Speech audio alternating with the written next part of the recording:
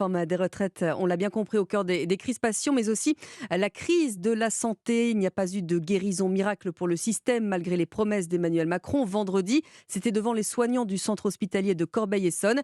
Les mobilisations se poursuivent, elles se renforcent, que ce soit les médecins généralistes, les laboratoires ou encore l'hôpital public. Bonjour Geoffrey Branger. Bonjour. Alors il va être compliqué de se faire soigner cette semaine. Oui, les médecins généralistes poursuivent leur mobilisation. Ils ont manifesté jeudi pour réclamer notamment une hausse du prix de la consultation à hauteur de 50 euros. Le ministre de la Santé, François Braun, a déjà annoncé que ce ne sera pas le cas. Alors, les cabinets tourneront au ralenti cette semaine, comme l'explique Noël Cariclé, porte-parole du collectif Médecins pour demain. Notre grève continue, c'est-à-dire que les cabinets vont réouvrir dès lundi avec une activité limitée.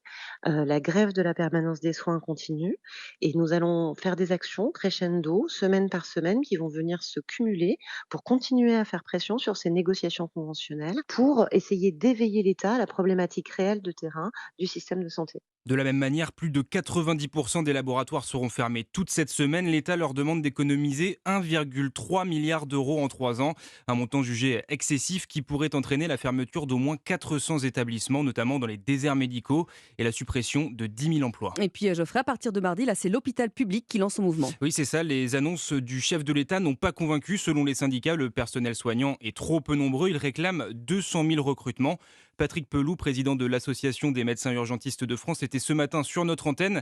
Il dresse un constat édifiant de notre système de santé. On a une mortalité péri-infantile qui est catastrophique. On est au niveau de certains pays en voie de développement parce qu'on a fermé trop de maternités. Là, on sait qu'on a eu une surmortalité de 10 000 cet été. Alors, le ministère s'est abrité derrière la canicule pour ne pas dire que c'était le problème de l'accès aux soins.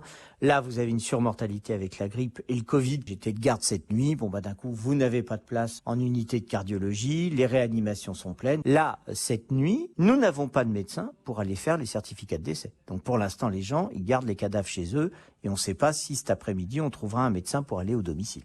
Le gouvernement doit maintenant trouver rapidement des solutions pour éviter qu'une immobilisation générale des services de santé. Merci beaucoup Geoffrey Branger.